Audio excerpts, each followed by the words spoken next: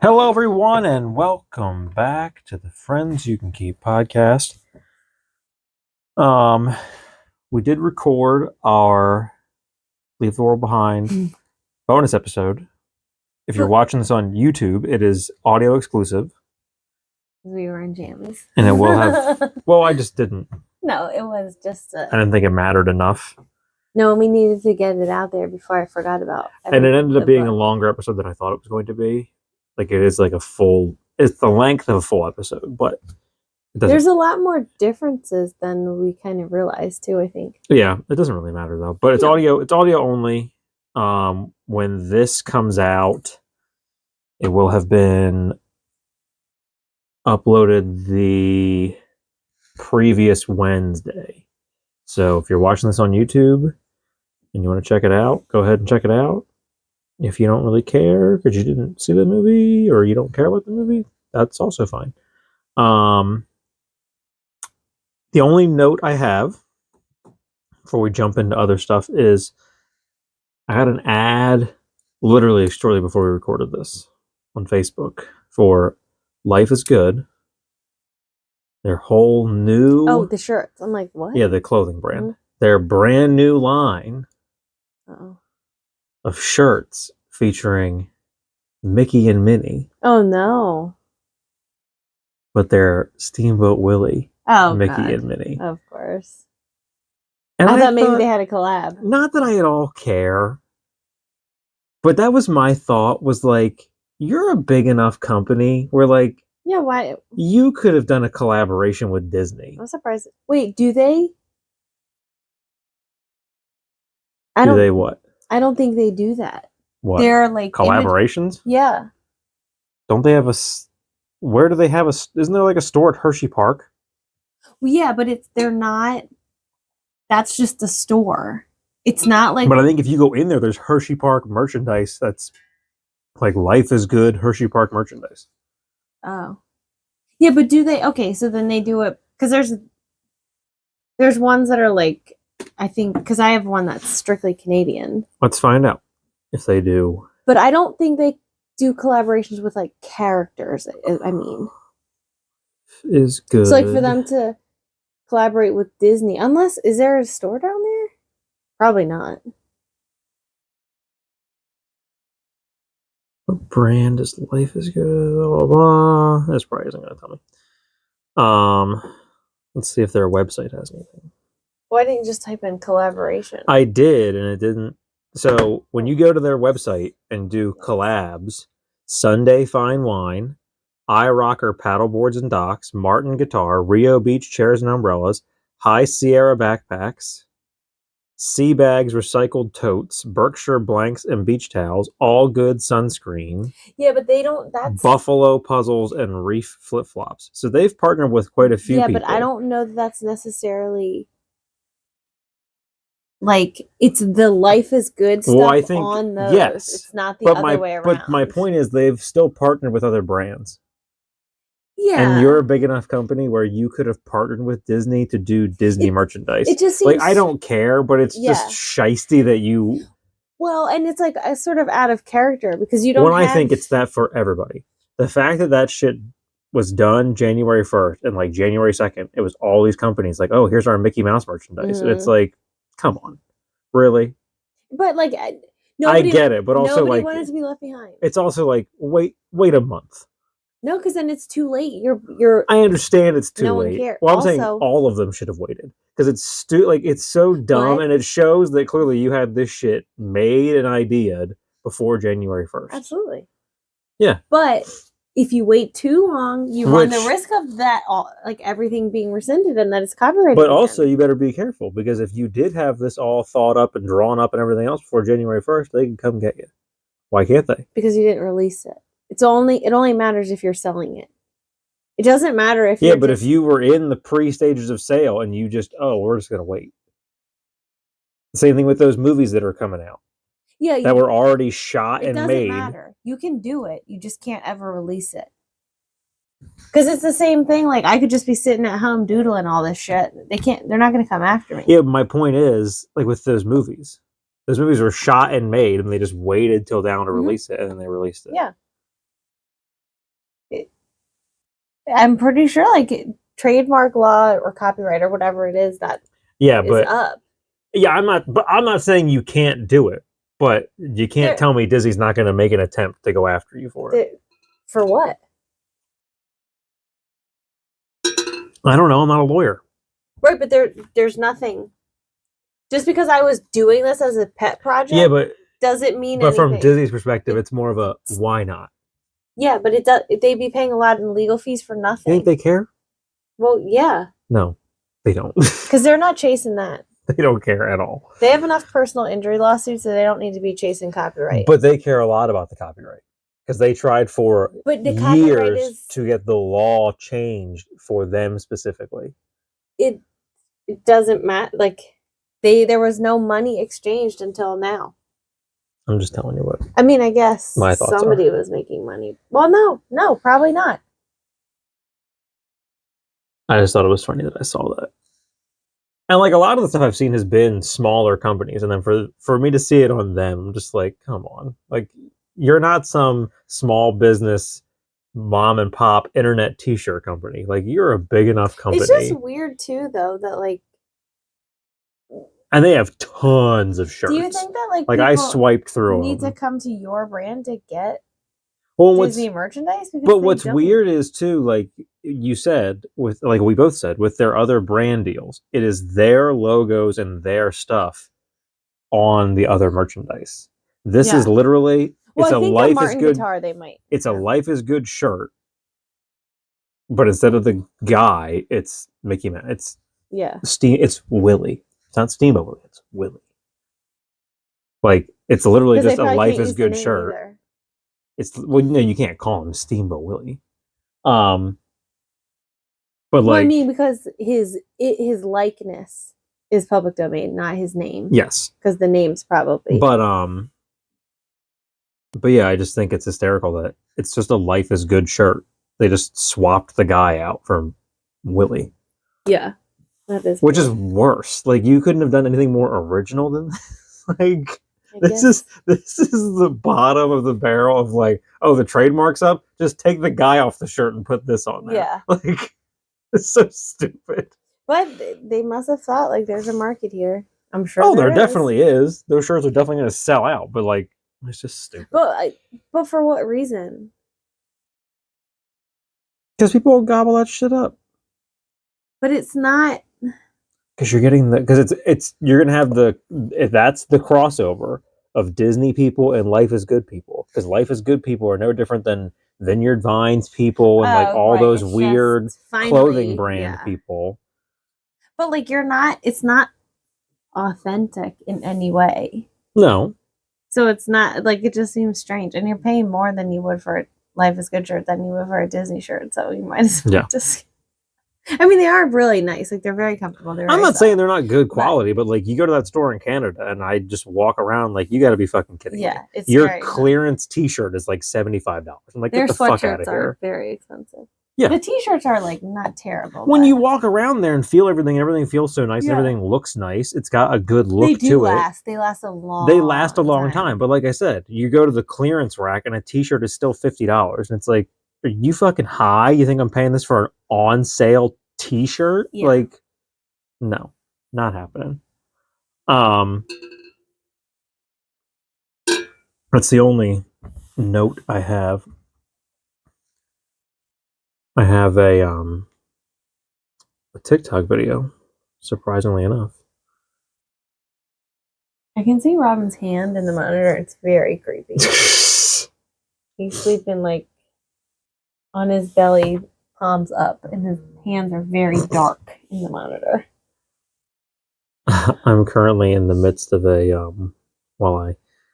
just to kind of vamp while I find this. I'm currently in the midst of a back and forth on Instagram because so there's all this shit about whoever the new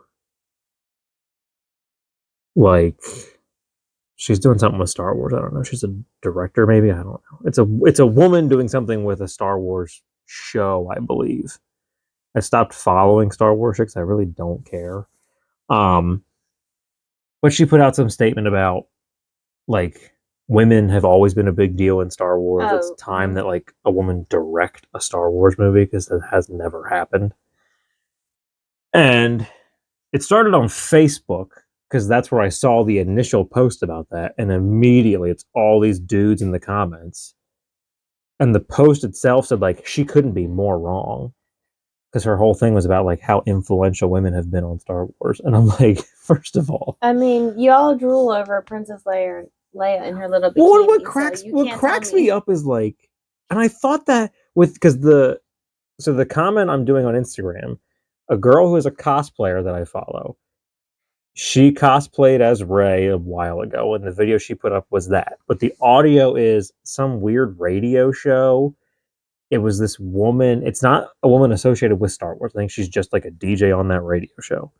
But it's this video, and she's talking about like she doesn't understand why women are so upset about it because women don't even watch Star Wars. Like, if you have to try and take something and twist it around to fit your gender, even though you have nothing to do with it. And it's just, and she's been posting all these different TikToks that people are sharing where it's like videos of women at the theater, women at Galaxy's Edge and Disney World, and trying to combat this very stupid notion that women don't watch Star Wars properties. Like, that's first of all the dumbest thing I've ever heard in my life. To say that there is an entire series of movies, TV shows, video games that entire market has always only been men. Probably in the 70s it was like more men, but I feel like in the era of the cosplay, I think it's probably but I think even pretty even. I think even then to say it was all men, no, not but all. like to say it was all men kind of gives this weird idea that like women aren't dorky and women can't be nerds.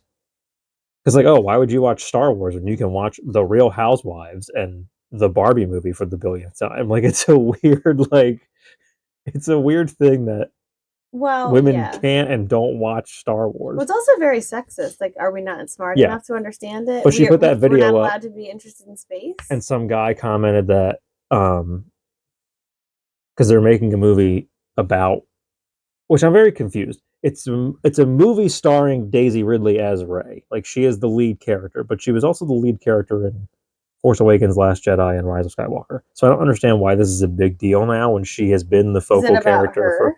I think it is like it's her. It's solely her. I'm guessing is what it is. There's no Finn. There's no Poe. There's no anybody else. There's no Mark Hamill. It's just her. I'm guessing. Kylo Ren is done. Adam Driver said like my character is dead. They're not doing anything with it. Is he dead? Yeah, he died at the end of Rise of Skywalker. Oh, spoiler. Well, that movie was horrible. I think I already knew that. I just didn't remember. He did an interview where it was basically like, it's not that he wouldn't do it again, but he's like, they have nothing. They're not doing anything with that character anymore. Right. There's no flashbacks or whatever. Well, they might do that, but like, they're not anything moving forward. Like his story is over. You might see him in a flashback or something like that. But is he actually dead? I'm pretty certain it's what. I mean, you can't say for sure because it's Star Wars. Sure. Fucking Palpatine came back in the last movie, and everyone thought he was dead since the 90s or whatever. Mm-hmm. Like, but he commented that the Rey movie is going to fail. Is going to be a failure like the sequel movies were, which is what they call the Disney ones, of the sequels. As much as they were a failure. I simply replied and said, like, collectively those three movies made over $4 billion at the box office.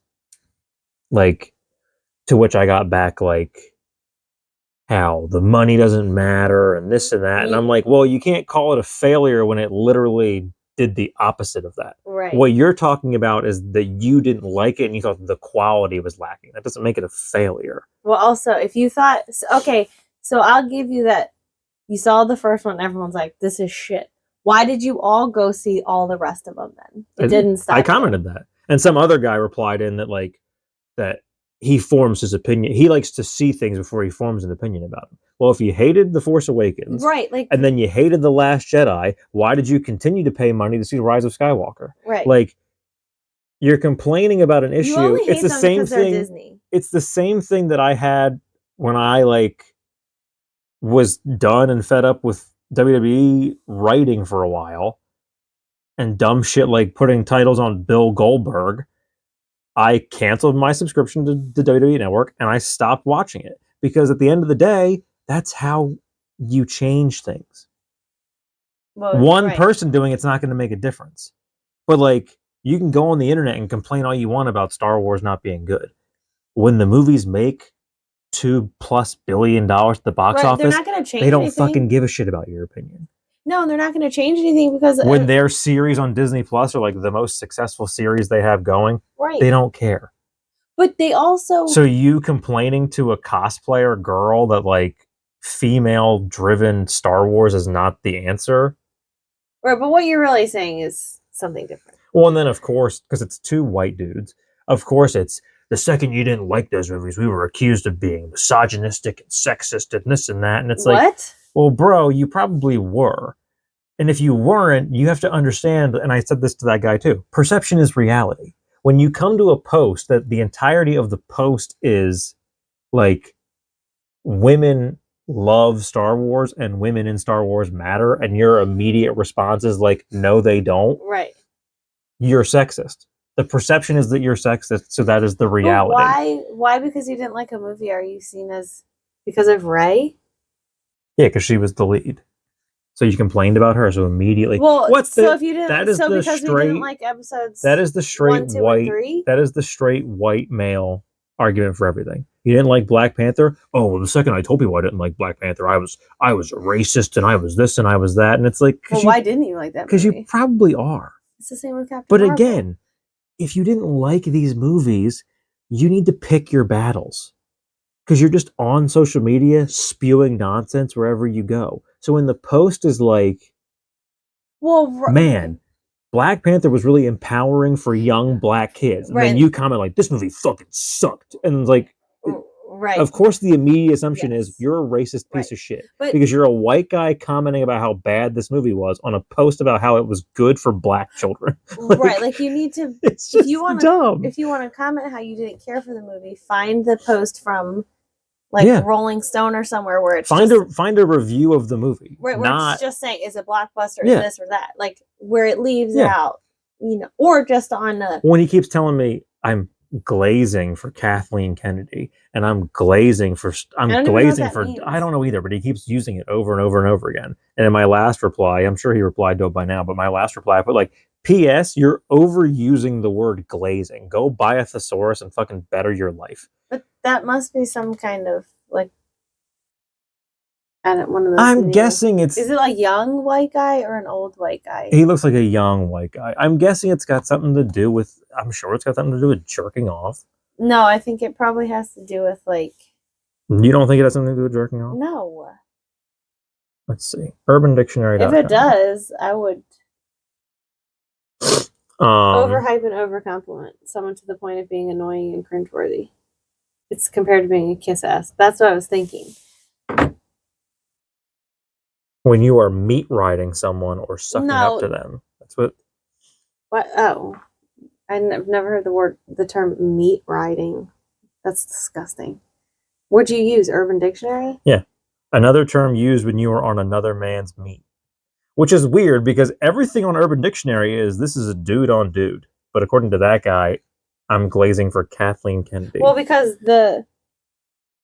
which should tell you something because I don't have a fucking clue. TikTok, I don't have a fucking clue what she's done for Star Wars. I don't know what her title was. Like, all I see is shit given to her about how bad Star Wars is, and I'm like, I don't really care. Because I came into Star Wars late. I didn't grow up watching Star Wars. Well, I haven't seen all the fucking TV shows. Like, I think the last season of The Mandalorian was boring as shit. I think a lot of people did that. They're making a movie about it now, which, like, make the movie and end it. That should be your finale is the movie. They need Grogu because he's Yeah, but put him in other series then. You've got like a billion other series that are coming out. You can meet him in Hollywood Studios. I want to see him. So But I just cute. think it's hysterical that like that's what I'm currently. And then the last one he put up was like, because I put like, read the room, buddy. You're in the wrong place than what you think you are.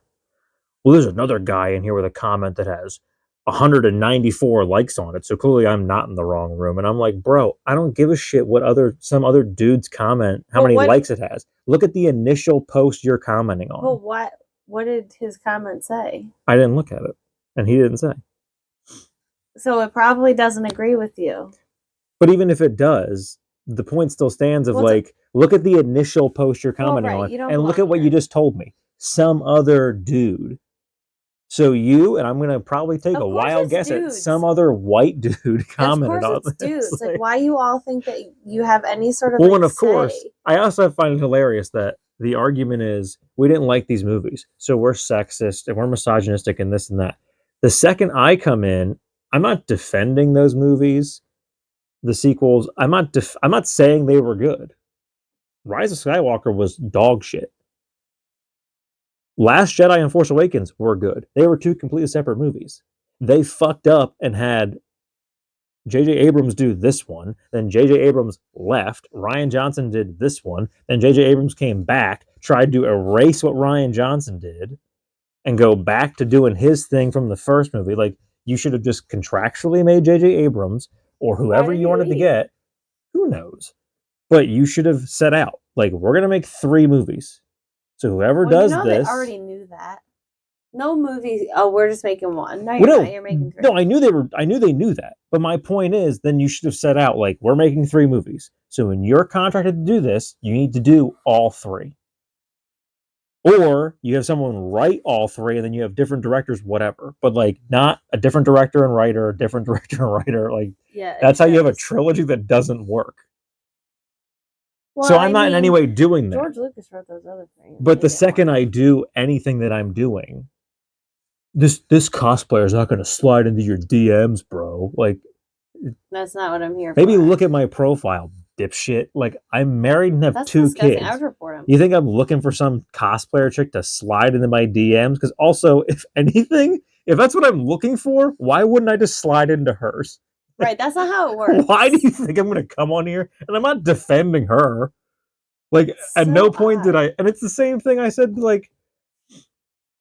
People do... Those kind of dudes do all the time, where I'm also like, you keep telling me I'm glazing and I'm doing all this other bullshit. You brought up Kathleen Kennedy. I didn't. I didn't at all mention the girl who posted this. You did. Like, you bring up all the shit you're telling me I'm, like... that's what he's hoping trying to defend. And it's like, okay, bro.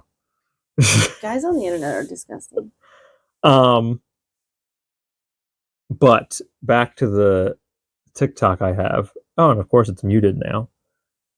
Sound removed due to copyright restrictions. So I'll just tell you what they are. Oh no. So the point of this is Rolling Stone magazine readers voted for the 10 worst songs of the 1980s. Oh yeah, you did say that I thought it was an article. No, it's a TikTok video. I didn't find the article. I guess I probably could. Well, if this gives the song title, I should look to see how accurate this is. I'll tell you what the video is, and then I'll look it up to see if it's accurate. Because if this is accurate, I can't put blame on Rolling Stone because it's their readers. So if this is accurate, people, get your fucking head out of your ass, you snobby dickheads. Because in no way, shape, or form are these the 10 worst songs of the 1980s. No. The only blame I would put on Rolling Stone is, why did you publish this? You should have got this list back and went like, no. We're going to try this again, people. Like, you should have put this back out. Like, I don't think you read the headline of this correctly. Try again. Worst. We're talking about worst. So number 10 is Never Gonna Give You Up by Rick Astley. Sure. I don't think that song's that bad. I will give it to people because people associate that song as being a bad song. I don't think it's a bad song. Neither do I. I think it's catchy as hell. I mean, I get like it's got a great beat. Maybe it's annoying, whatever, but okay, fine. Number 9 is a cover of Putting on the Ritz. Okay. Sure. I mean, I've never heard it before. I heard it in the clip before it was muted. It probably belongs on this list. Mickey. Hey, Mickey, you're so fine. Oh, Mickey, you're so fine. Okay. Yeah, again, I'll give you that one. It's Yeah. not a terrible song. It's weird. I don't know enough songs from the 1980s to say like this doesn't belong in the top 10 worst, but sure. It's weird, mostly. Yeah, it's not the entire I mean, Rick Astley's should not be. Number 7 is Don't Worry, Be Happy. Yeah. What? The correct response is the response you just had. Somebody came and pooped your bed. It's took your bed, but if you listen, it sounds like somebody came and pooped The music your bed. video is the guy singing it, Robin Williams, and the original Mr. Noodle. Yeah. Like, number 6 is Rock Me Amadeus. Okay, fine. I'll give you that one for repetitiveness. Is it a good song? What about the Not really, I but always feel like somebody's what? Oh, or the you say she's just a friend. Oh, baby. Number 5, The Safety Dance. What? Yeah. Do people not get the 80s? Do we not get the 80s? I don't know. What's funnier is like these are songs that are. That's the one we're saying. We can dance if we want to. Yeah, we can leave your friends behind because your friends don't dance, and if they don't dance, well, they're no friends of mine. That's so 80s though. Like in my mind. But my other point is like 80s. you can't tell me these are the worst songs when some of these like these are used across movies and TV shows and like all kinds of shit that when you talk about the 80s, these are the songs you're using and you're telling me they're the worst songs. But now we're looking at it from a post 80s perspective where movies are like I'm looking at it from someone who's born in 1993. Yeah. But like I was born in the 80s, but I don't anything I remember is from the 90s. You were born in 86. So like you were there for 4 years. And I don't remember literally anything. Anything I remember is literally. But also, 90s. like what we are listening to then is hits from the 80s. But is it? Or in the 80s were those songs like really annoying and no one liked them? Yeah, but you can't tell me the people who voted on this were like, oh, only people who listened to this in the 80s. No one else is allowed to vote on this. We should ask Jason. Because my whole thing is like, because I mean he was a kid, but maybe he remembers. Because I'm not listening. I'm not listening to the Safety Dance because my parents listen to the Safety Dance. No, I'm listening to it because it gets played in TV shows, on the radio, in movies. So to me, that's a hit of the 1980s. If it was a horrible song, it wouldn't have stuck around. I just feel that's kind of the point. Because I've never heard someone put on like, you have to listen to this because it's so bad. Here's the Safety Dance. I've never heard someone do that. And it just this song is so terrible. Listen to it. Rick Astley's never going to give you up. Like it had, like especially the Safety Dance, like that screams 80s to me. So that was 6. Oh my God, I forgot what number 4 was, and it just came up. What's number 5? The Safety Dance. Oh. Number 4. This makes no fucking sense to me. Number 4 is "Wake Me Up Before You Go Go" by Wham. Wow. That one shook me when I saw it come up because that blows my mind. Is September by Earth, Wind, and Fire on here? No. I feel like if Wake Me Up... September is like it's considered one of the best songs of all time. It is? I think by a lot of people, which is very strange to me. Wake Me Up Before You Go Go feels like that level of song. So I'm like, if that's on here... I don't know. What's number 2? Number 3, Lady in Red. Lady in Red. Okay. Yeah. I don't hate it. I like that song. B101 classic. Did you listen to too much B101? Because I feel like they were heavy on Wake Me Up Before You Go Go and Lady Speaking of B101, just to go off track here for a second, which could have been the name of this podcast. 98.1 is no longer Oldies 98.1. Am I correct in saying that? They have since I think changed. It is Oldies. It's just the Oldies now include the 90s. But I don't think they're... No, it's not. They're not called Oldies 98.1 anymore. They've changed. Like, they've rebranded, I think. Yeah, to something else. I don't think they play... I think they're hits from, like, I don't think they play newer stuff. Oh, it's just yesterday and today. I don't think they play newer stuff. But it's not Oldies 98.1. But I will forever know it as Oldies 98.1. And I can't tell you how weird it is that when I was a child, Oldies 98.1 was like the 80s, the 70s, and the 60s. I now scan through the radio, and it's Oldies 98.1, and it's like, Yeah by Usher. And I'm like, people, we did not need to come into the 2000s on Oldies 98.1. I get that we're in the 2020s, but like, you know how jarring it is that I grew up listening to Oldies 98.1, and it was what song was I gonna say? Fuck. It was Well, didn't they? You can ring my bell. You Can Ring My Bell, Like, Sinatra. But like, what was it was disco. what's the other fucking? I don't Do the remember. hustle. I don't remember the song I was thinking of, the title, but like growing up as a kid listening to 98.1, and it is exclusively Staying Alive and Dancing Queen. And now I'm a 30-year-old man and I scan through Oldies 98.1 and it's like Crazy by Gnarls Barkley. Won't you back that Just a Friend came out in the 80s, but like Crazy by Gnarls Barkley, like new shit being played on there, and I'm like, stop it. Or it's music that we listened to in high school, and it's not even jarring for like I'm this old. It's jarring because like this music, the music you play now, and I get it, it's different time periods, but like the music you're playing now is so different from the music this radio station played. When 2013 music becomes oldies, can you imagine that station? God. Then, baby, make that ass clap. Like, what? Well, it's funny too, because then like I think about, because 106.1 I think has changed. I think they've changed what their station is now already. This is a very local conversation. I apologize. I forget what they were, but it was just like a contemporary hits. There was another. They played a lot of "Say You Say Me" by Lionel Richie. Ooh. And "Truly" by Lionel Richie. Oh, so then they were very B101. It was basically the same thing. B101. So B101 is the hits of yesterday and today, but when they say today, like when I just remember when I was in middle school and like big into boy bands. Yeah, like I knew exactly like what their latest B101, greatest. They were always one hit behind. So like, well, the idea of B101 being like the hits of yesterday and today, they'll play you a lot of like, but it's also Breakaway by Kelly Clarkson. Yeah, it's all easy. Like it's that. It's soft rock, easy listening. It's like what you're thinking, what you yourself, as a listener of the radio, is probably thinking of as a hit of today. Guaranteed, they're probably not playing it on B101. They do play a bit. It did change, and you could definitely like they started to play like a bit more, like not fully hip hop, but they were airing on that side. But they were always whatever artist they were playing, like whoever's a current artist, they're always a hit behind. They were getting to like 98.1 territory where you listen to it now, and it's like I love you, and I need you. Probably not. Probably not. Love you. No. Or Ghetto Superstar. Well, definitely Ghetto Superstar. Well, that's because I was in the stream. It's how they connected their.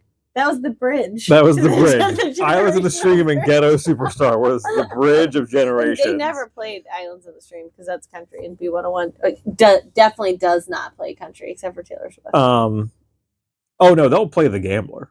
No, they won't. Yes, they will. No, they don't. Yes, they will. Trust me. My mom exclusively listened to B101. Well, they'll play The Gambler now. Is my point. No. Yeah. No, because now they're playing like Usher. No, you're playing The Gambler because Kenny Rogers is now dead, and The Gambler has like transcended country music. The big joke was like he knew when to hold him, when to fold him, because he died during COVID. He died right before COVID, I think. Like right before lockdown happened, I'm pretty sure is when he died. Well, I thought like it was either right shut down, and it was either right before or right after. People were like, "Man, this motherfucker really knew." He knew when to hold him, when to fold him. Knew when to walk away, knew when to run. Number 2 is The Final Countdown by Europe. Definitely not. Definitely not the number 2 worst song of the 1980s. No. Oh my gosh. Rock Me Amadeus is worse. So, do you want to know when Kenny Rogers died? When? I can tell you that lockdown started March 13th. That was my last day of work. Okay. He died March 12th. 20th. Oh. He made it a whole week, and then he was like, fuck this. Oh, and the number 1 song goes to Starship, We Built This City. You know what? Brian Donovan, who I used to work with, hated that song. We built this city because it was in the Muppet movie. It was like in a playlist that I had, and it would come on. It was like, I fucking hate this song. Beauregard. Now, granted, he's in the closet when they play that song. It is very repetitive. Okay. And that does annoy me. I think it's good. It does annoy me. I like it for like. like the first little bit, because it's got a great, it just comes in so strong. I love a song that like doesn't mess around in the beginning. It just flies right out there. Worst songs. Readers poll: the 10 worst songs of the 1980s. Yep, here it is. This was published October 6th, 2011. Why was it on just TikTok now? I don't know. Well, I guess because TikTok wasn't around in 2011. It's the same. It's the exact same list. That's a shame. That's a real shame for the safety dance. Shame on you people. How dare you? But I do have questions about who the audience was. Yeah. Because then I have questions for the actual audience. Like what? Because I know when you see fashion from the 80s, that's not really how everyone was dressing. No. So the songs that they're replaying now as like, this is the 80s, people didn't like them. Like, were those really annoying songs that people didn't like? Would it be sort of like if we looked at what do they call them? The aughts? Yeah. Like if it's like 2050. I don't know though, because how many playlists do I have that has this wide array of shit? But they're made now. I'm talking like no, but my point is, I play them now, and I play them for people that were adults in the 80s, and I've never once heard like, oh, this song fucking sucks. I've heard because like Tina came over that one time, and I had music on. Great playlist, like. And that woman was an adult in the 1980s. Wait, and she was thriving in the 80s. Yeah, exactly. So she is the epitome of like, she would have said like, this music sucks. We should ask her. It's like, we got to know. We know you were in the nightclub scene in the 80s. Tell me about it. What songs were you listening? Were you not listening to the safety dance? In contrast, saved in my list a while ago. So this was uploaded November of 2023, November 23rd of last year. This is Rolling Stones, and we won't do all 200, obviously. We'll just glaze through some of them. 200 best songs of the 1980s. Now, if we see any overlap, I have But questions. again, this was just made by Rolling Stone employees, like whoever does this. The other one was... the other one was readers of Rolling Stone. Right, but I'm saying, like, poll. If we're seeing overlap, it will be very interesting. Welcome to the Jungle. We've got fun and games. The 80s are one of the weirdest eras forever for music. It's a decade of excess. It's also a decade of in excess. It's got big hair, big drums, big shoulder pads, not to mention massive stars. Prince, Madonna, Michael, Bruce, Janet, Sade, Cher. New sounds and beats explode everywhere. Hip-hop takes over as the voice of young America. Glam metal rocks the Sunset Strip. New romantic synth pop invades MTV. Thriller becomes history's biggest hit. Music gets louder, crazier, messier. Do you know where you are? You're in the 80s, baby. You're gonna die.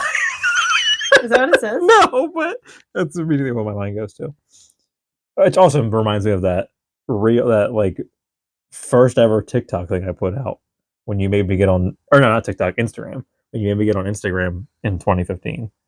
But I don't remember if I put it up in 2015 or not. When we mini golfed and there was that sign for like in Disney, and it was the sign about the gators in the water. And I put a of me zooming in on the sign and that like animated gif of a gator that just like waves. And the music I put over it was Richard Cheese. And it's just like, you're in the jungle, baby. You're going to die. Oh, yeah. No, I think it was a long time after. I think it was too, but like I still watch that and laugh at it because I think it's top notch. The song is great. I think the song and the sign alone be great, but just a little animated gator like. Did you put it up before or after the gator eradication down there? I think it was before. I think it was before. I think it was before. Yeah, I think it was. Because I think we revisited it afterwards. We were like, some things don't age well. I think it aged just fine. No, but I think you posted it as like a joke. Get to the list. I don't care about Rolling Stones. Well, I was just seeing like if it said like here's how we decided, because sometimes you need to know like here's how we figured this out. You know my disdain for Rolling Stones. So number 200, Just a Friend by Biz Markie. I really thought that people would have said that was a terrible song from the 80s. I mean, it is a bad song. I love it. I'll listen to it. It's catchy, but I'm not listening to it all the time. It's a bad song. I mean, have you seen the music video? Did you ever watch that? I love the 80s. If you're gonna watch Biz Markie do anything, you should watch him in Men in Black 2. No, you should He watch. plays a beatboxing alien. You should watch that music video because it's bad. It is. But my point is, his role. Is he the guy that? See the guy that? Is he dressed like a? Does he have like a powder wig on? What am I thinking of from the 80's? I think he may. Like a founding fathers wig. I think he may at some point in that music video. Yeah. I think so. Well, he's a one-hit wonder. 99 Luftballons. Yeah. Feed Me With Your Kiss by My Buddy Valentine. Sure. My Prerogative by Bobby Brown. Sure. The Big Prince by The Fall. Nope. That sounds familiar. Nope. Hero Takes a Fall by the Bangles. Nope. Not 194. Take on Me by Aha. Oh, well, I do know that one. I do like. I would put that higher, I think. Well, we got to see Debbie Gibson. Oh, it might be easier to do this on my phone because for some reason the shit on my iPad does not load. So let's see if it loaded past 194 on my phone. Who's Debbie Deb? It's an ad? No, it's 190. Oh, there we go. Lookout Weekend by Debbie Deb. Oh. This actually says when they came out. So Take On Me was 85. Debbie Deb's was 84. I went up and now it won't load the bottom. Yeah, 193 Debbie Deb. Tower of Song by Leonard Cohen. 192. The Jungle Brothers Tribe Vibes. 1989. Nope. Rock Me Amadeus. 190. And that was number 6.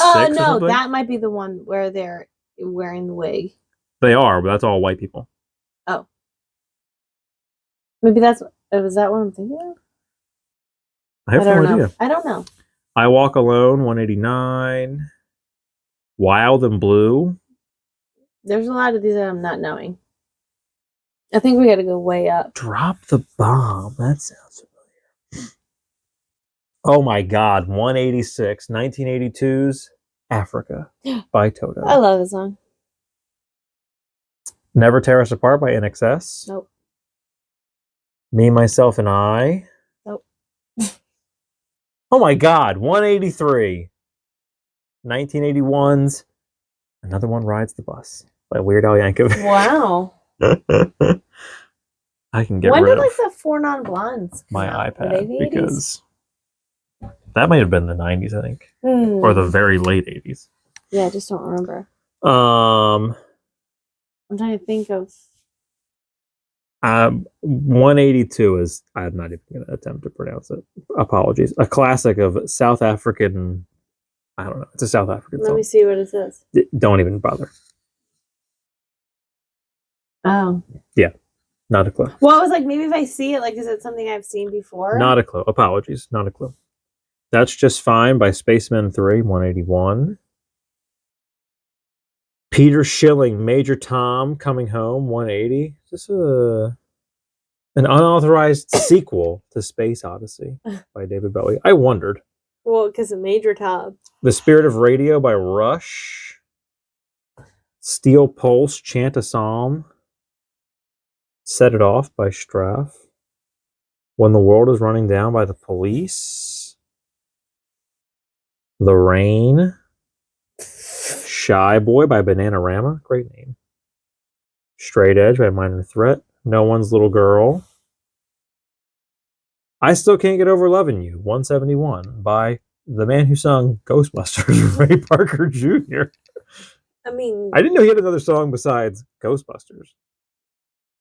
We're striking out left and right. Yeah, right. Revenge.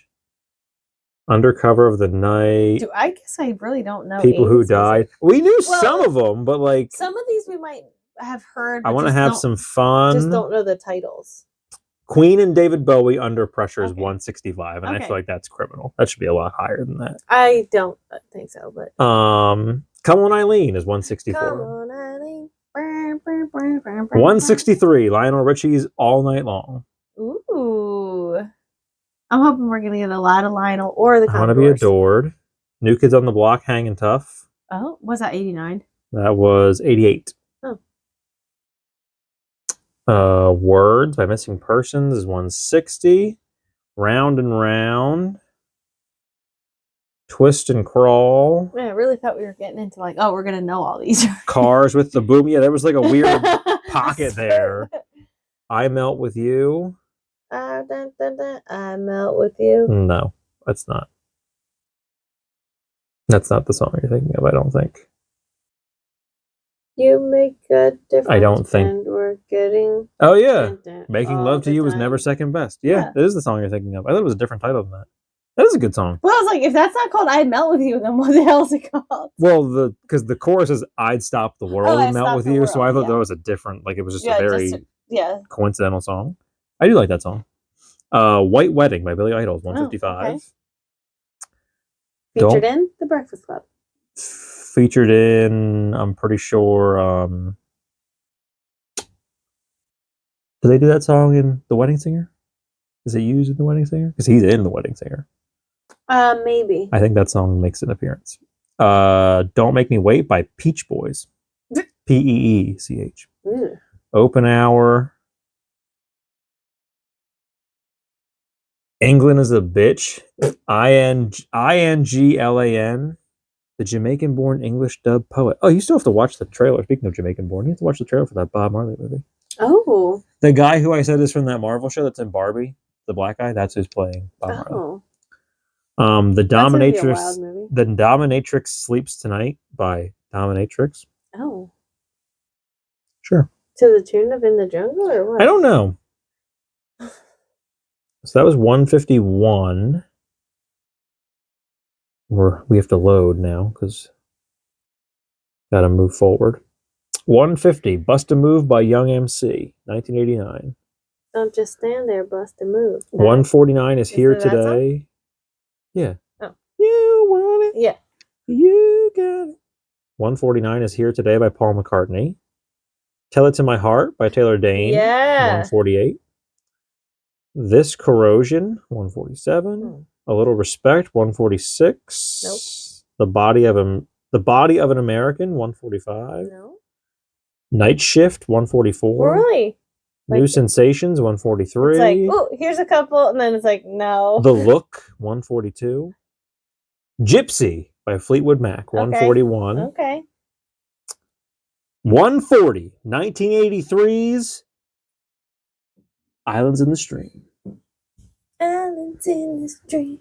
Freak Scene, 139. Okay, and we're back to 138, Betty Davis Eyes. Oh, okay. Or is that like to sing Gina Davis Eyes? New Lace Sleeves by Elvis Costello, 137. Rock the Bells by LL Cool J. The guy from Pete the Cat. Rock the Bells by LL Cool J is number 136. I know the artist, but I do not know that. Love My Way, 135. I'm Not the Man I Used to Be by Fine Young Cannibals is 134. Wild in the Streets by Bon Jovi is 133. That's Entertainment by The Jam, 132. Anything Could Happen, 131. Nirvana is fully in the 90s, right? Not in the Yes. 80s. From Her to Eternity. Okay. Like her as in her? No, H-E-R. Like her as in female. H-E-R. It's not the remake of From Here to Eternity called From Her to Eternity, starring Nelly. Well, that's what, like, Hot in Her? Or? Hot in Her is the theme song to From Her to Eternity. I was just wondering. Go On Girl is 129. Shiny, 128. Okay. It's two white people with dreads. So oh dear. If that gives you an idea. It could be like a little bit Jamaican because I don't know. Or like the London boy-girl duo came out of the new romantic scene. What? With Shiny, two art-damaged kids chanting a death disco sex chant over a bouncy little jump rope riff from their debut album, Battle Hymns for Children Singing. What? Shiny. Battle Hymns for Children Singing. Bad Times Behind Me. They called it, quote, a party song about dressing up after the bomb is dropped. God, I love this group. Hi. But why battle songs for children Fantasy is their band name. HAYSI Fantayzee. Weren't for everybody. In fact, they were for basically nobody. I just have Strut question. by Sheena Easton is number 127. Am I supposed to know that? I know the name. I know the name Sheena Easton. I didn't know she was a singer, for being honest. What did you think she was? An actress, I guess. I don't know. Porn star? I would have probably said a legitimate actress. 126. Ace of Spades by Motorhead. You don't know that song, but I do. It's a good song. Heavy metal. I know the band name, but 125. Fast Car by Tracy Chapman. wow, I didn't realize that was the 80s. 1988. I would have pinned it. Okay. I would have pinned it as 90s, but 124. You Make My Dreams by Hall & Oates. 1980. Hallowed Be Thy Name is by Iron Maiden is 123. Oh. That's the Way Love Is, 122. Forever and Ever Amen by Randy Travis, 121. I would have pinned that. When did it come out? 87. Okay. I would have pinned that as a 90s song. That feels like 90s country right there. 120. Bow Wow Wow's I Want Candy. Only in My Dreams by Debbie Gibson is 119. Okay. Yeah. I knew we were going to get a Debbie Gibson. Be Near Me by ABC, 118. 117. 1989's If I Could Turn Back Time by Cher. Banned? The music video was banned on MTV because she was wearing a thong. Is that the one where she's on the boat? Yes. Yeah. 116 is Niti Nu Nadi, a Spanish new wave LGBTQ anthem, years ahead of its time. Whoa. 115, I Just Wanted to See You So Bad by Lucinda Williams. We're not going to give you Boy George? 114, Rhythm Strings of Life. Rhythm, RHYTHIM, is rhythm, spelled the same way. Rise Above by Black Flag, 113. Come on, don't fucking not load on me now. 112, Nasty Girl by Vanity 6. Oh. Number 111, 1989's We Didn't Start the Fire by Billy Joel. Wow. Road to Riches is 110. Typical Girls, 109. Never Too Much by Luther Vandross, 108. Kiss Me Deadly, 107. Groom Still Waiting at the Altar by Bob Dylan is 106. A Guy Called Gerald sang Voodoo Ray in 1988, and that's number 105. Man, we're really... we had a good run there again. What is it? I feel like at some point it's just going to smack us in the face like a ton of shit. We'll be like, oh, here's the 80s that we know. True by 104 is 104. Oh my God. 103, 1980's. He Stopped Loving Her Today by George Jones. I would have thought that was older than that. I would have thought that too until I watched that docuseries. And I was like, oh, you two were a lot more current than I thought you were. I would have picked, well, I guess, because that's one of his later. Yes, so that was like after 70s. His heyday. Yeah. Small Town Boy by 102 is 102. Being With You by Smokey Robinson is 101. Got a load more. His latest album, the subtly titled Gasms. It was Smokey Robinson's. Okay. A Flock of Seagulls, Space Age Love Song, 100. Shake You Down, 99. The Word Girl, Flesh and Blood is 98. We're down to the top 100 songs Number of the 97, 80s. I Love Rock and Roll by Joan Jett. Okay. 96, You Used to Hold Me. Okay. Swing and a miss. 95, I Know What Boys Like by The Waitresses. You know that song? Oh, Number I'm 90, just thinking of Christmas rapping. Number 94, Pour Some Sugar on Me by Def Leppard. Okay. Yeah, where are 80s hair bands? 93, Kajagoogoo, Too Shy. No. Meeting in the Ladies' Room, 1985, number 92 by the band Climax, KLYMAXX. Stop it. Just stop it. Never Say Never by Justin Bieber. No, by Romeo Void, number 91. Is it a cover? No, I would hope not. I might like you better if we slept together. Now there's a pickup line. That's a line from the song. Oh, so I was like, it's not a cover. Is that a title? That's When I Reach for My Revolver, number 90. Come on, list. Youth of Eglinton, Eglinton, number 89. You Spin Me Round Like a Record, 88. Uh-huh. Who's Zoomin' Who by Aretha Franklin, number 87. Nope. Tainted Love All by right. Soft Cell, number 86. All right. Are we finally getting into the songs that we know? You Dropped a Bomb on Me by the Gap Band, number 85. I know that song. You would probably know that song to hear it. It's a good song. I'll play it for you when this is over because you would definitely know that song to hear it. Relax by Frankie Goes to Hollywood, number 84. Don't do it. That song? Yeah. Okay. Children's Story by Slick Rick, number 83. Ghost Town by The Specials, number 82. Come on. Cool It Now, New Edition, number 81. Yaz, Situation, number 80. This is unreal. Faith by George Michael, number 79. I mean, I know the Limp Bizkit version, so it's fine. Back to Life by Soul to Soul, number 78. Back to Life. More Than This by Roxy Music, number 77. Talk Dirty to Me by Poison, number 76. Does it go? I'm actually questioning, did Jason Derulo sample that? Probably, because he samples a lot. Because he sampled Imogen Heap, too. So I wouldn't be surprised. Well, a lot of hip-hop artists, yes. yeah. In a Big Country by Big Country, number 75. Okay.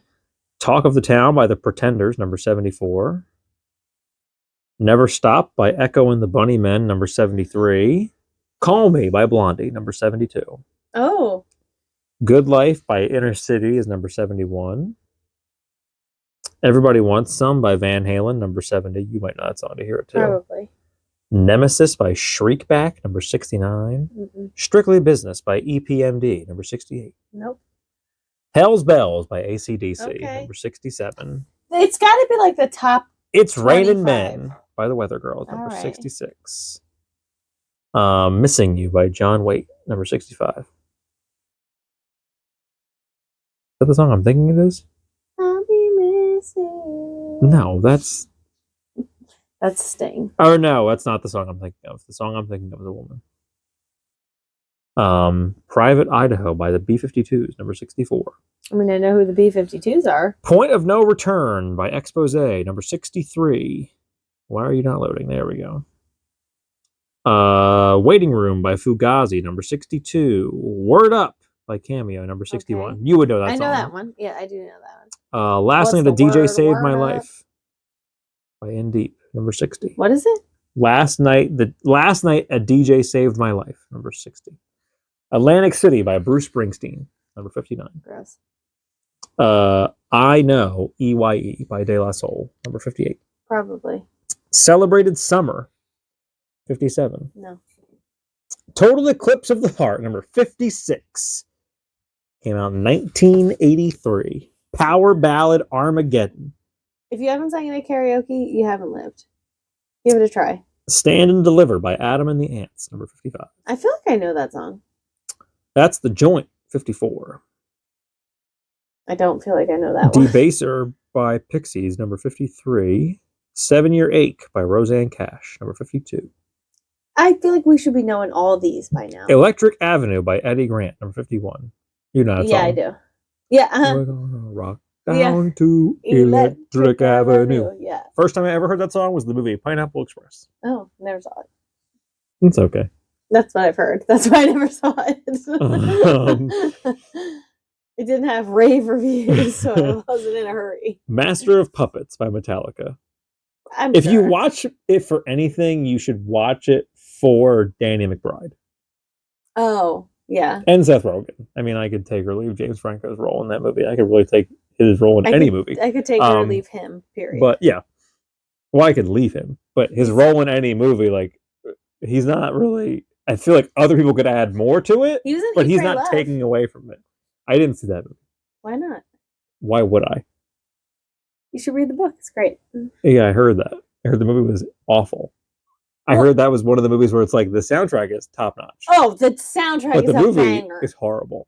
If you did not It's read right up there with All About Steve. No, if you read the book, you enjoy the movie because it follows the book very closely. If you didn't read the book, it's sort of like, Oh, so it's Eh. Leave the World Behind. no, because like I don't know that reading the book I would like that movie anymore. But like if you read the book Eat, Pray, Love and you love that book, you like the movie just because it's fun to see that book live. But otherwise, maybe it wasn't anything spectacular. Number 50, Master of Puppets by Metallica. You know that song? I'm sure.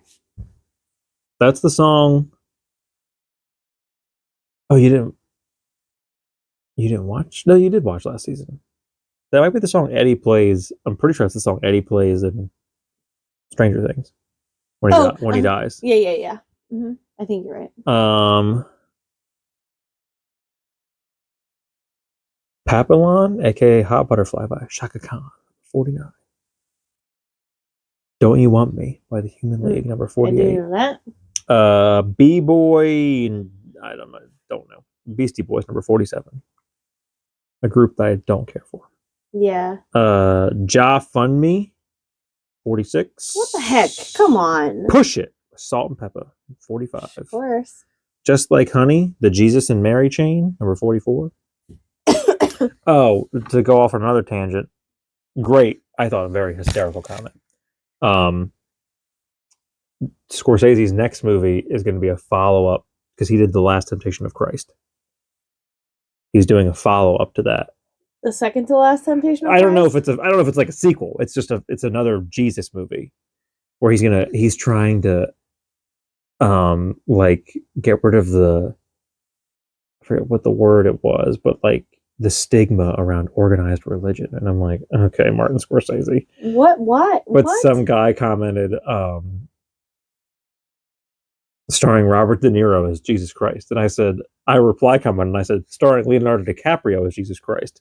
Robert De Niro is playing the role of God. And Ray Romano is playing the role of Joseph. Because he was in The Irishman. Weird. Because I thought like Ray Romano was a weird one because he's not like a Scorsese guy. He was in one Scorsese movie. But I'm like, who the fuck else do I put as Joseph? Joe Pesci? Like, He was a bit too small, I think. I think it would have been Pacino As Joseph? as Joseph. No, If De Niro is God. Oh, definitely. If De Niro is God. Well, Judas is with Jesus, so he's going to be Leonardo DiCaprio's like equivalent. It was going to be his age too, Yeah. probably around there. So you'd have to be Joseph. So if De Niro is God, Pacino is Joseph. Yeah, but if De Niro Or do you put Pacino in the God role and you put De Niro in the Joseph role? No, if you were going to make De Niro Jesus, if that was the idea, then Pacino could be Judas. I mean, really, if you go off of just the movie The Departed, Jack Nicholson, I think, is playing the role of God. I just listened. De Niro, or no, not De Niro. DiCaprio is playing Jesus. Matt Damon is playing Judas. Oh, Jesus. Because if we're just going off The Departed. And then Mark Wahlberg's in there somewhere. No, don't we need Ben Affleck in there somewhere? He wasn't in The Departed. He just is But he wasn't in The Departed. But you need Mark Wahlberg in there you somewhere. have Matt Damon as Jesus, and you have one of the few movies that De Niro was not in, directed by Martin Scorsese. Ben Affleck can't be Judas. He'd have to be Matthew, Mark, Luke, or John. Who can't be Judas? Ben Affleck? Yeah. Well, he's not in it. I know, but if you were gonna, Mark Wahlberg is. He's Judas because he was in The Departed. Well, he's probably Jesus.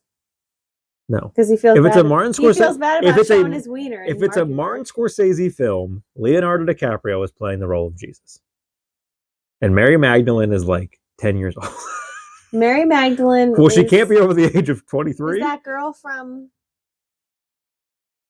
Margot Robbie? No. I mean, she was in The Wolf of Wall Street. No, who plays his wife in Inception? Oh, it's her. Is it the girl from The Oh, Great Gatsby? no. Because she could also play Mary Magdalene. No, the girl from Inception is the woman from Batman, The Dark Knight Rises. It's a very, like, Marion Cotillard. Like, it's a very European. She's very French. I think the girl from The Great Gatsby is too. I think she's very European. No? No? No. I forget who was in that, but we'll come back to it. Who plays Daisy? We'll come back to it. Well, she can't be over 23. Is that his cutoff? I don't know. Is he one of those creeps? You haven't seen that? No. That's been a whole thing. Is like DiCaprio dates a woman, and when she hits the age of like, DiCaprio. Yeah, that's what I mean. I think it might be 25. She hits like 26 or something, Yeah. and he's like, we're done. Sad. And like that's been like argued that he doesn't do that, but it's like there's a weird trend. Like people have literally made like flow charts. Yeah, like like, bro, you started dating this girl here, and she turned 26, and you were out. And then you started dating this girl at like 23, and 3 years later, gone. Like, do you break up with them on their birthday? What's the quota here? Do you tell them like, hey, your 26th birthday, I'm out of here? You were talking about Jack Nicholson, and it reminded me that I just listened to a podcast called Badlands, where it's like all the bad history of celebrities, and I listened to Jack Nicholson. Yeah. He has some wild. I bet. His house had like upstairs drugs and downstairs drugs. Downstairs drugs were for everyone; they were just party favors, and upstairs drugs were for his special guests. Oh. And his house was just like where celebrities went to do what you want to do. Yeah, because it was Jack Nicholson.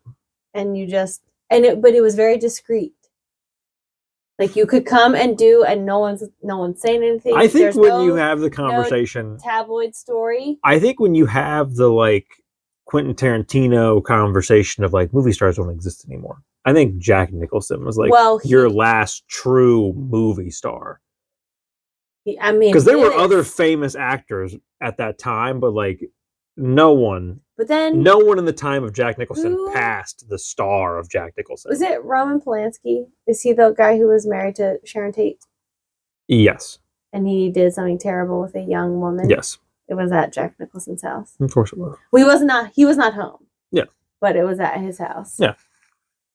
It's so weird when all those, because I've heard tons of things about him. But then, not that. Well, because of not a great guy. No, him and Woody Allen. He's awful for a different reason. Yeah, but similar. Well, no, Roman Polanski, he didn't do anything truly awful until his wife died. But the hell was that noise? This sounded like people talking. Oh, I thought it sounded like a chicken. What the fuck was that? Oh no, I thought it sounded like people when they get out of their car. Back to it. Teenage Riot by Sonic Youth is number 43. Let the Music Play by Shannon is 42. Why are we not like, yeah, this one? Bad Live by U2 is number 41. Nope. Sexual Healing by Marvin Gaye is number 40. All right, are we turning it around? The Spanish Bombs by The Clash is number 39. They're not. Super Freak by Rick James is number 38. Is it going to be in every other? She's a super freak, super freak. Karma Chameleon by Culture Club. There it is. I knew Boy George was going to end up somewhere. Buffalo Stance by Nina Cherry, number 36. Nope. Ashes to Ashes by David Bowie, number 35. This Ain't No Picnic by the Minutemen, number 34. It Takes Two by Rob Bass and DJ Easy Rock. There we go. 33. Girls Just Want to Have Fun, Cyndi number Lauper. 32. Love Will Tear Us Apart, number 31. Are we going to get Time After Time by? What's Love Got to Do? Ooh, Tina. Got to do with it. Number 30. Welcome to the Jungle, number 29. All right, okay. This Must Be the Place by Talking Heads, number 28. Oh my god. You know Talking Heads, Yeah, though. I do. You might know that song. I probably do. I feel like there's probably so many of these where we're like, don't know it. Ain't No Half Steppin' by Big Daddy Kane, number 27. I'm Coming Out by Diana Ross, number 26. Top 25. All right, we got it. Just Can't Get Enough by Depeche Mode. Uh-huh. Left of the Dial by The Replacements. Planet Rock by Africa Bambaataa and the Soul Sonic Force. Nope. You might know that song because the title sounds familiar. What Have I Done to Deserve This? By Pet Shop Boys and Dusty Springfield. Oh my God. Atomic Dog, you probably wouldn't know, but I know that song. It's a good song by George Clinton. Temptation by New Order is number 20. Top. Nipple to the Bottle by Jesus. Grace Jones, number 19. Come on. 80s. Where's the title? There it is. Spellbound, number 18. Sitting Still by REM, number 17. I Know You Got Soul by number 16, sorry. Smooth Operator, number 15. By Sade. You know that song. Oh, yeah, uh-huh. Sucker MCs, number 14 by Run DMC. You also know that song. Yeah. Just Like Heaven by The Cure, number 13. Probably. Straight Outta Compton, number 12. Yes. Crazy motherfucking name, Ice Cube. Janet Jackson's Nasty, number 11. I do know it. Not well, but I do know it. And coming in our top 10, Come on. I'm Casey Kasem. If we don't know all these, I'm disappointed. There Is a Light That Never Goes Out. The Smiths, number Stop 10. it. Okay, I know that one. Yeah. Number 9, 1985's hit song "Running Up That Hill" by Kate Bush. Fuck off. Was this before or after Stranger Things? Number 8, 1982's "Hungry Like the Wolf" by Duran Duran. Are we not allowed to like them anymore? Number 7, I have no idea. Because aren't they the lip syncers? No, you're thinking of Milli Vanilli. Yeah. What? Why did I get those confused? Very little repetition in that name, but confusing nonetheless. Number 7, The Go-Go's "Our Lips Are Sealed." Our lips are sealed. Number 6, 1985's "How Will I Know" by Whitney Houston. Yeah. Coming in at the top 5, "Bring the Noise" by Public Enemy, Okay. 1987. Yes. Number 4, 1982's Michael Jackson hit "Billie Jean." Okay. I think we need the top 10 at least. Number 3, 1982's "The Message" by Grandmaster Flash and the Furious Five. You I probably know that song. Yeah, I know that song. Yeah. Number 2, 1989's "Like a Prayer" by Madonna. Wow. I'm surprised there wasn't more Madonna in here. And coming in at number 1, a surprising list with a surprising number 1, because this man didn't appear anywhere else on the list. 1986's Bruce Springsteen. No, he wasn't on there. "Kiss" by Prince. Wow. Also, wouldn't you like When Doves Cry? Did they come out in the 70s?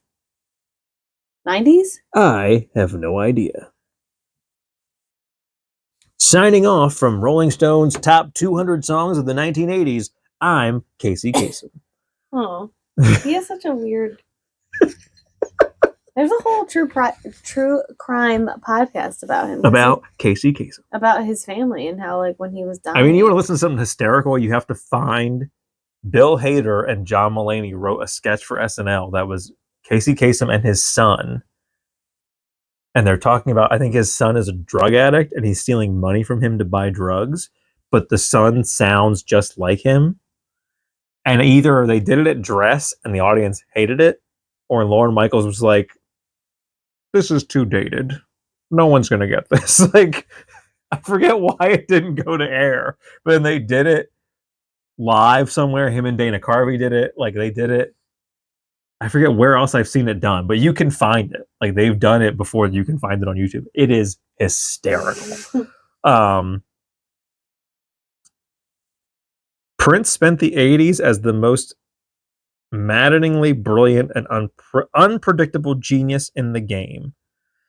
Now I want to know, like, when his songs came out, because I also like Kiss, but I don't know that I would put that as his best song. Well, my favorite Prince song is Raspberry Beret.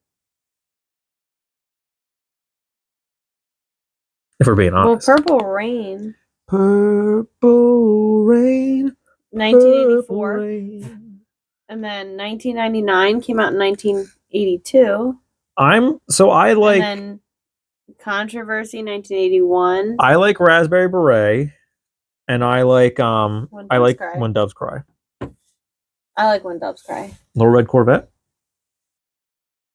Yeah. Raspberry Beret is my favorite Prince I song. think When Doves Cry is my favorite. Can you find But a I do like secondhand store? Raspberry Beret. Raspberry Beret. Yeah. That's all I got for this week, folks. Well, now we know we don't really know that many songs from the 80s. Well, we do, but we don't know what that gentleman thought was the best 200 songs. Well, from I the don't 80s. care what Rolling Stone thinks. Well, and that was one guy.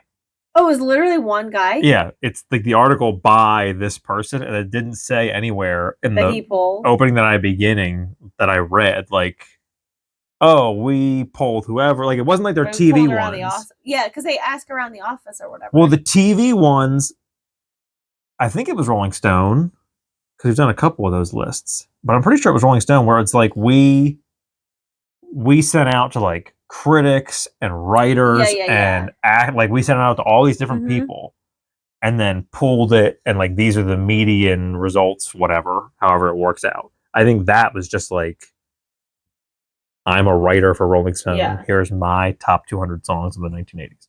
And he might have used some sort of criteria. I'm sure he did, but I don't know. Sales or plays or something. Opinion. Whatever they. Maybe. Yeah.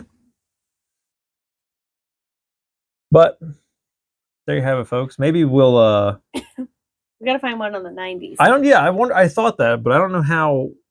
Like, are we doing that yet? Why not? The 90s have been over for 23 years. Yeah, well, that 80s one came out in November of 2023. So. Oh, I'm sure you could. Maybe not. So Rolling November Stone. of 2024, they'll probably have a 1990s one. No, there might be one. It's just not Rolling Stone. I'm sure you could find, like. Just for shits and giggles. We won't do it, obviously, right now. But if I find one, I'll save it. Let's just look. Top songs of the 1990s. And I need a reputable. 50 Cosmopolitan, 50 best. Rolling Stone, 50 best songs of the 90s. Yeah. So you came out in 2019 was when the article came out. This one's 2022. But it's probably just a. Here's Rest defines the 90s. Top 1,000 songs from the Jesus. 90s. 250. All right, well, you can clearly look forward to that coming up soon, I guess, on the show.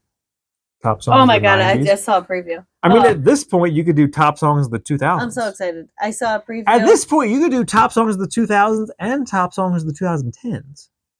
Because we're in the 2020s. So the 2010s are done.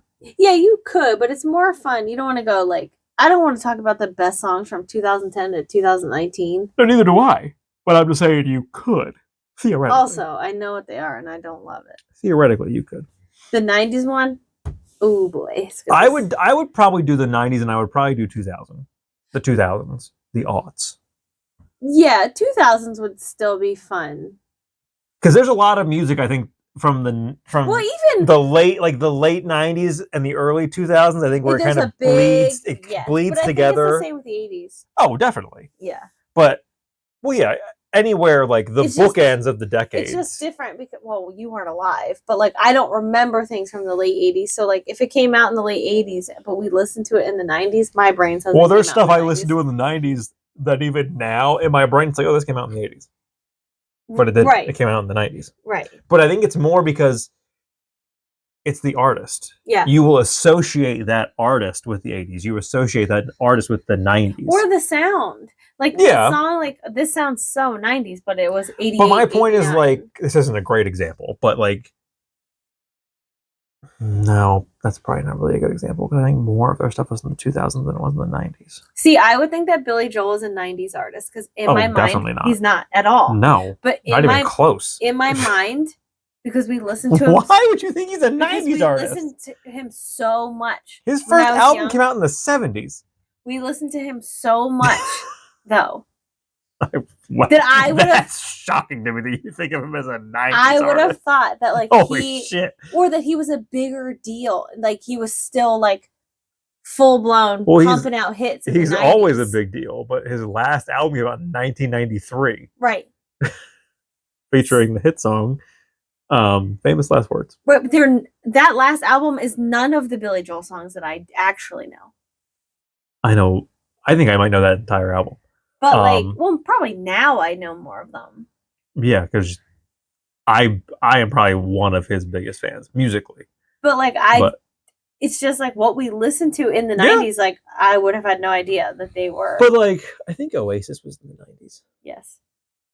Yeah. So I think the idea is like my point with associating the artist is like Oasis was their songs came out in the 90s. If they released songs in the 2000s, it wouldn't matter. Like you're immediately going to assume like, oh no, these are from the 90s. Right. I was gonna say, well, Boyz II Men only had songs in the 90s. Blue Oyster Cult, but I think they were in the 80s. I don't know. They might not have been. No, I also think for some reason I think of. No, I don't. I think of REM as a 90s band, but I don't think of them as a 90s band. I think of them as an 80s band. No, I would think of them as a 90s band. See, I think I also think REM, in my mind, they're an older band than what they actually are. Yeah. I think it's the same thing with BOC. I think Blue Oyster Cult is an older band in my mind than what they actually are.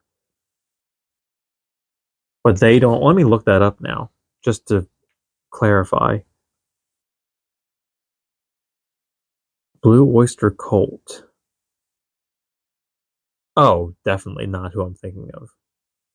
An American rock band formed on Long Island in Stony Brook, New York in 1967. Woo, but that's when they formed. That's not when their songs are from. Let's find when are their songs from? Don't Fear the Reaper came out in 1976. So. But it has like an 80s feel. And then REM. When did Losing My Religion come out? It had to be in the 90s. REM was an American rock band from Athens, Georgia, formed in 1980. But when did Losing My Religion come out?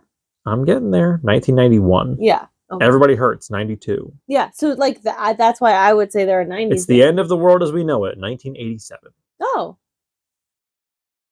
When did Man on the Moon come out? When that movie came out. 1992. When did that movie come out? I don't know. In the early 2000s. We put a man on the moon. 1999. Yeah. Man on the Moon. Great movie. Great song, great movie. I don't care what anyone at this table said. You say so. The documentary's even better. Wild documentary. It was weird. But thank you for joining us on this fun trip through the 1980s. We couldn't say really down memory lane because we don't. No. Well, one of us could potentially have remembered it live in the 80s. Well, yeah, we will probably revisit the 10 worst. I'm not going to go back to that list of the best, but we'll find somebody, even if we don't do it on the show. Like that might be like I play this and you record it and then we put it on TikTok or something like that. Yeah. But yeah, we're gonna ask someone from the 80s. We'll try. Maybe we'll do like a whole bunch of people. Yeah. Because my parents were there. My parents graduated in 1985, so like they were in it. Yeah. Your parents were in it. Like we could definitely. The only reason I wouldn't ask your parents is because. The only reason I wouldn't ask your parents though is because their music like range is not very wide. But I don't know though. They would at least be able to say like, "Oh no, that song was really popular." Would they though? Yeah, they just might not have liked it. Because like my mom. I mean, you could ask them, but again, like. You're not branching out too much in that house, music-wise. Well, I don't know, though. I don't know. I don't know. Well, maybe they just skipped over the 80s. They're like, you know what? This music is not for us. So we're gonna. Well, I think they stopped before the 80s, in my mind. No. I think the 70s is the latest era of music they go. And then you come back in the 90s, but only in country music. We come heavy in the country music. We're like, but in the weird. Well, in the weird bad country. In the 80s, you just like. We just kept listening to the Beach Boys. Well, you did like The Floor is Lava, but like your Stones were like Billy Joel, Elton John. No, we didn't listen to Elton John. What? You didn't listen to Elton John? We did not listen to him, but like he was not. We didn't have his music at home. Unbelievable! What's wrong with you people? We had one CD in the 90s. Unbelievable. And it was the Beach Boys' greatest hits. I mean, I shouldn't be shocked that Elton John was not in a heavily Catholic household. But. And then eventually, we had the Titanic soundtrack. So we had the Beach Boys' greatest hits. Well, that was the 90s, so. And then we had the Titanic soundtrack, and then we had Billy Joel's greatest hits, CD 1 and 2. But we only listened to one of them. Unbelievable. Well, thanks for joining us. We will revisit the worst ones at some point with somebody on our TikTok, so check out our TikTok page. In my unemployment, I was hoping to put more stuff on there, but that hasn't happened yet. I put one video up there. I have been oddly posting a lot on Threads lately. No one's using Threads anymore. Stop it. Lots of people are using No, Threads. At midnight, or after midnight is the new show. They're using Threads. Because they just did a hashtag war on Threads, even though hashtags aren't a thing on Threads. No one's using that. They are. It's complicated. They are. Stupid, it's not complicated. It is. It's just old Twitter. It's the same but like setup I went as on old there Twitter. and I'm like, I don't want to see any of. I don't care about people I don't know. So yeah, check out our Threads. I think I'm posting some quality stuff on our Threads. Don't do that. I've been sharing a lot of reels on Instagram in our story to keep the Instagram like relevant. Well, that's what you're supposed to do. That's why so many people do that, because if you're not posting regularly, that's a way to get like traffic and people to notice your shit. I don't know. Just post videos of Robin raging out to the Winnie the Pooh song. I don't know. When I go to bed, I just watch like a handful of reels and just share them to the Instagram story. You should share that fart one. I saw that one before and I thought I sent it to you, but I guess I didn't. It was funny. Yeah, so check out our social medias of all shapes and sizes and forms. Except for Threads. Don't bother. Do check out our Threads. Don't follow Kelly on Threads, but follow the podcast I don't page have on a Threads. So shut up about it then. I had it for 10 minutes. I'm like, I don't get it. Follow the podcast on Threads. Check out our YouTube channel if you're on audio. If you're on YouTube, subscribe to our podcast wherever you get podcasts. You don't have to listen to it, but as long as you subscribe to it. Like if you're watching it, you don't have to do both. It'd be great if you did, but you don't have to. Just mark it as played. If you mark it watch, as played. And if you're, again, to reiterate, if you're super into our opinion on Leave the World Behind, if you're watching this on YouTube, it is an audio-only experience. Came out as of this episode last Wednesday. We have lots of thoughts about that. That's everything from us for now. Yeah, for all of us here at the Friend You Can Keep Studios. She's Kelly, I'm Brian, and I'm also Casey Kasem. We love you, and as always, thank you for being a friend.